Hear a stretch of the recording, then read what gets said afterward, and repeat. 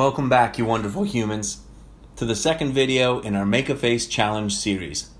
In this video, we'll be sharing tips on how to make your mask wearable so it's ready for performance, and various ways to reinforce your mask so it lasts longer. Remember to like, subscribe, and hit the bell icon so you never miss another video.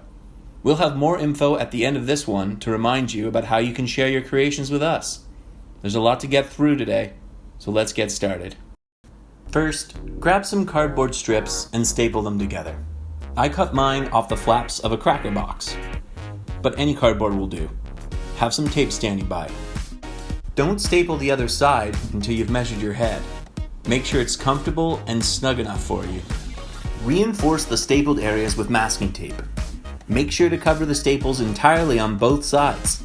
This will ensure that the staples won't rub against the side of your head. Keep in mind that your taping here does not have to be perfect. Flip your mask over and reinforce any weak spots, first with glue and then tape once it's dry.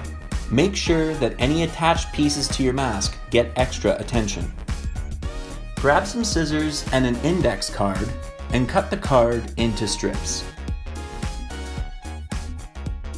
Glue the strips around potential problem areas using a T-shape, especially around open areas like the eyes, nose, and mouth. The amount of strips you'll need will vary depending on the size and design of your mask.